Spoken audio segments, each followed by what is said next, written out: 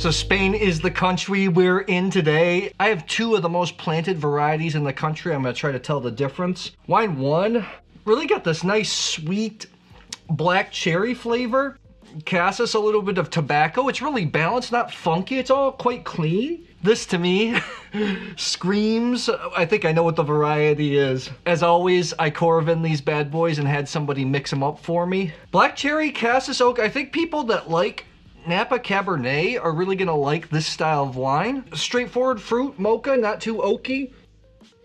It's not too oaky, it's not too fruity. Everything is pretty in balance here. The tannins are round. This is a smooth wine I think a lot of people are really gonna enjoy. Spain is one of the 3 major wine producing countries in Europe, along with Italy and France. Spain actually has the most plantings of vineyards, 1 million hectares, so that's 2.5 million acres. The vines generally tend to be low yielding because it's an arid country, so it's not one of the leaders in total wine production. This to me is kind of a typical fruity, round Spanish red wine. It's not the most complex in the world, but I think it will age and unfurl a little bit more. Right now, how this is showing, a hard 91 points. Spain brings a lot of value.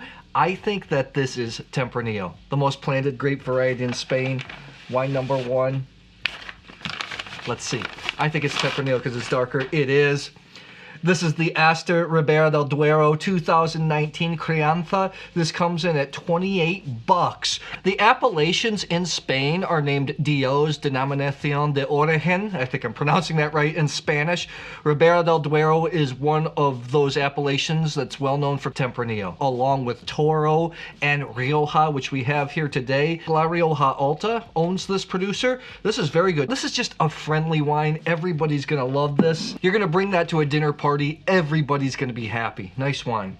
Let's move on to 2. Really trying to think about you, the viewer, so I'm moving from your left to right. I get confused sometimes. Sometimes I move from my left to right. Sometimes I have to remind myself, but I remember this time. Let's move on. Number 2, lighter in color. So fresh notes. This is more, we're looking at overripe strawberry type flavors here. A little bit of meat. This has just got like a kiss of oak, just a hint of oak. It almost has like a red apple type flavor, which I like. The palate's what I really like here. I think I know what this grape variety is. It's not spiking in alcohol. This grape variety is known for its high alcohol. It's quite elegant, almost, dare I say, Pinot Noir-esque on the palate. Strawberry fruit flavors.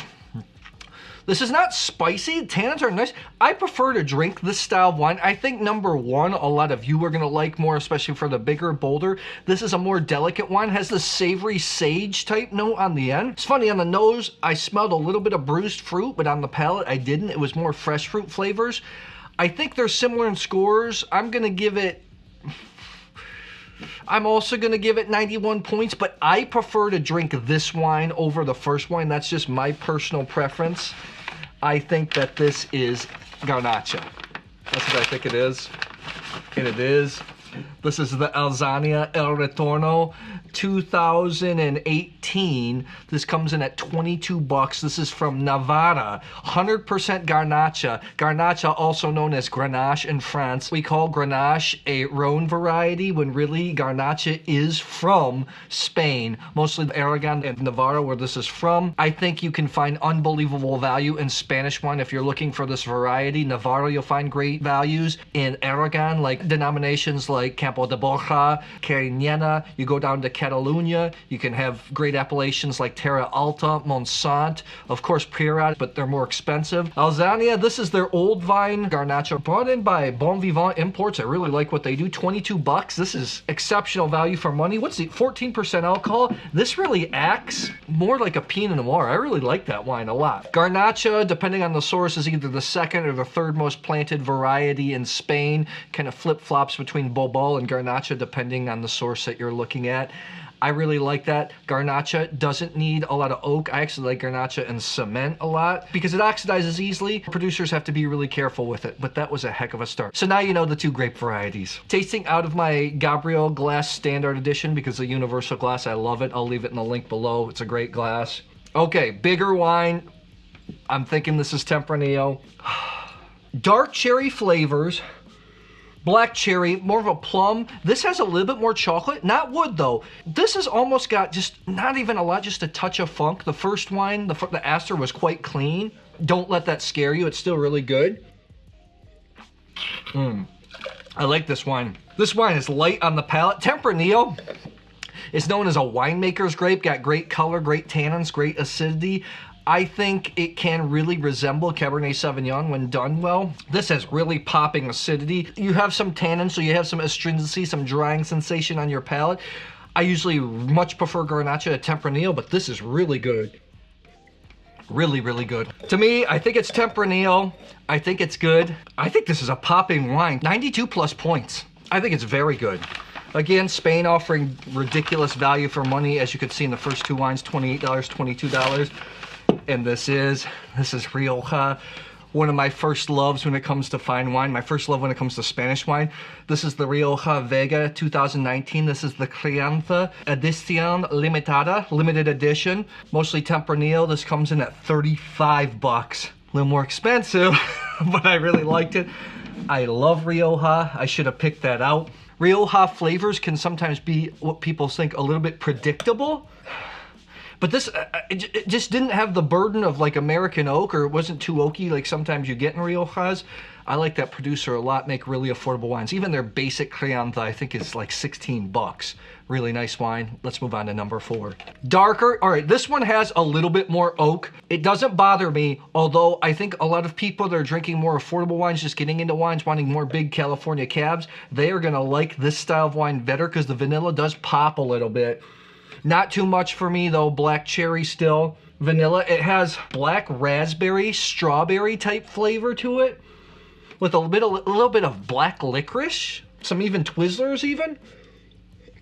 Round, spicy, complex. You get some wood on this. I think most people are gonna like this wine with some of the woody flavors. Even for a wine geek like me that does not love a lot of oak in red wines, a lot of oaky flavors, which comes from barrel maturation. I do like this wine. I'm 92 points on it. You have the spike of intensity. Tempranillo, to me, has the spike of intensity in the mid palate, just like Cabernet Sauvignon does. 92 points. You know, I always say I like Garnacha more, and the top 2 wines so far, I think this is Tempranillo. I think this is outstanding. Wow. This is the Borsao Barola from Campo de Borja. This is a cooperative. I love the work that they do. This is 70% Garnacha, 20% Syrah, 10% Cabernet Sauvignon. Here's the kicker. This comes in at 18 bucks. Borsao is known for their standard Garnacha. It's in an amazing place. Campo de Borja is arid. It kind of looks like Wyoming. There's a big mountain in the background. I am really impressed with that wine. I thought it was Tempranillo. The Syrah, the Cabernet added a little bit more oomph, although it was mostly Garnacha. Even just a small percentage of different grapes in the blend can change the wine completely. When I'm in the cellar and winemakers are giving me samples to blend to taste, I'm astonished by even adding 3, 4, 5% of a grape variety, how much the wine changes. This is widely available. I'm really impressed. I think that's a very good wine. 2019, very good. Let's move on to wine number 5. 5 beautiful red tart cherry flavors. It's got a lot of pepper, spice. This I might have a hard time determining, you know, what if it's Tempranillo or Garnacha. Maybe since it's more red cherry than spice, like Garnacha usually is a pretty spicy variety, although Tempranillo can be too, because Tempranillo usually has a heavy dolloping of oak maturation, which gives it some of the spicy notes. This is just, I prefer this style of wine. I know some people like the bigger and the bolder. This smells delicate, clean, crystalline. On the palate, much more finesse. There is some tannin here, which confuses me. It's not all the way red fruited, and it has tannin, so I'm a little bit confused. I'm gonna say it's Garnacha. It's got some significant tannin, so you get some bitter beer face going on. I like this one a lot. Now here's the thing. Maybe objectively, if I try, you know, wine tasting is never 100% objective. There's always subjectivity to it. I think that In a competition, maybe it wouldn't score as high as some of the Tempranillo based wines, but I prefer this wine the most. I'm gonna give it 91 plus points. I think it's Garnacha. Let's take a look here. It is. This is the Las Moradas Initio Garnacha from Sierra de Gredos. 2017, this comes in at 26 bucks, 15% alcohol. Did not feel the alcohol. Sierra de Gredos, mountain range that's near Madrid. Old vine Garnacha. It's an amazing place, high elevation. It's only about an hour and a half drive from Madrid. Although there's not its own appellation, a lot of the wines fall under the Madrid DO or Mentrida. Mentrida is also a source of excellent Garnachas. I think this is outstanding. Not as Pinot-esque as the Alzania, but I like that a lot. I like that producer. I like that wine a lot. That's good. Let's move on to 6. This is an awesome tasting so far. I think Spanish red wines just offer ridiculous value for just the Iberian Peninsula in general. Portugal, Spain, the food, the wine, traveling there, ridiculous value for money. I actually have a video that was doing quite well on Instagram. It was a chop up of a long video I did, talked about how the Spanish, their food, the wine, the culture is so amazing, but yet it's not like on the same pedestal as France or Italy, and it's a shame for them. But I think they're just too busy enjoying the good life. It's good for us because it's a really affordable place still. I was with my friend there a couple months ago. She's an American, but she lives there. And she's like, man, the Spanish don't realize the high quality of food, wine, and alcohol they get. They get so much bang for their buck. For them, it's expected. All right, let's move. This is a darker wine. Has a little more oak, so it smells a little bit younger. I definitely right away gonna think it's Tempranillo. Got a little bit more oak. It's got black cherry, but it's also got a strawberry rhubarb component, which I like. Like a lot of mud type flavors. I grew up on a farm, so when it rained, I was out in the mud playing a lot. You have this specific smell. I know it doesn't sound attractive, but you get it. There's not too much oak there, but you can detect that there is some oak. I don't know how to describe that to people. That's just after you're tasting a lot of wines, you can start to pick up on that. Although I've been fooled before too. This is the most full in body. I think a lot of people are gonna like it. To me, you get a lot of wood tannin, a lot of oak, so this is a wine, and it smells young too. This is a wine that definitely should be laid down. For me, 91 points. I think it's very good. It's not showing its best. I think you give it another 5-7 years for the oak to mellow down. You could even score higher. What happens is all that big time fruit starts to fade down in red wines, and then some other subtle nuances come out. I think it's Tempranillo, 91 points. I think it's young. This is the Matsu Edicion. This is 2021. Like I said, I thought it was the youngest wine. Comes in at 26 bucks. Matsu is a cool producer because it has people on the label.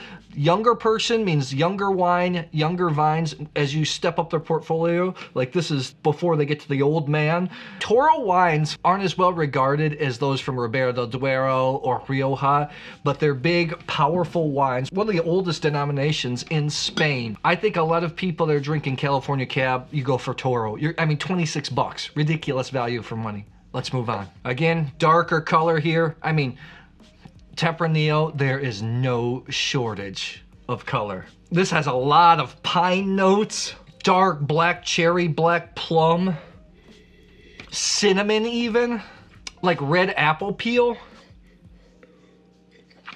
Some of these Tempranillos, I think especially the Matsu, are really like stereotypical bold red Spanish wines for me. Fruity, spicy, have a bit of complexity.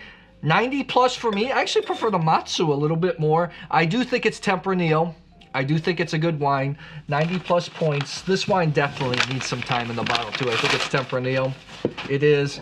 This is the Bardos Ribera del Duero Reserva for 25 bucks, 2018. Here's the thing now, if I wasn't this has got 10% Cabernet, 90% Tempranillo, 10% Cabernet Sauvignon. That's kind of a formula that one of the most famous producers in Spain, Vega Sicilia, blends Tempranillo with Cabernet Sauvignon. Reserva 2018. Okay, so here's the thing, if I wasn't tasting this blind, I saw it's 2018, I might even score it a little bit higher because it tastes a lot younger than it actually is. I mean, already we're getting close to 6 years old, and that wine still has a lot of life left. Let's move on to the last one. Okay, wine number 8. Fresher fruit.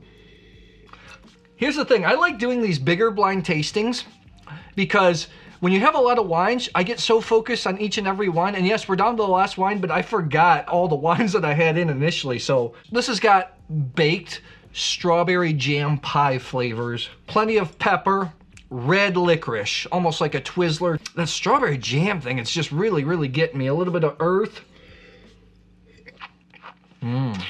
Oh, I think it's Garnacha. Garnacha has that rounder mouthfeel. The Tempranillos are bigger, bolder, they have so much fruit. Tempranillos are almost like heavy cream mixed with some grittiness from the tannins from the oak. This is more silky. Garnachas are more silky, but on the palate you have a beautiful spike of intensity. Because of the length here, I think this is my favorite wine of the tasting. I'm 93 plus on it. Again, you got to know your flavor, your style. I think a lot of people actually might think the Matsu and the Bardos are the best wines. For Tempranillo based wines, I like the Rioja Vega, I like the Acentor a little bit more, but I love Garnacha. It's great.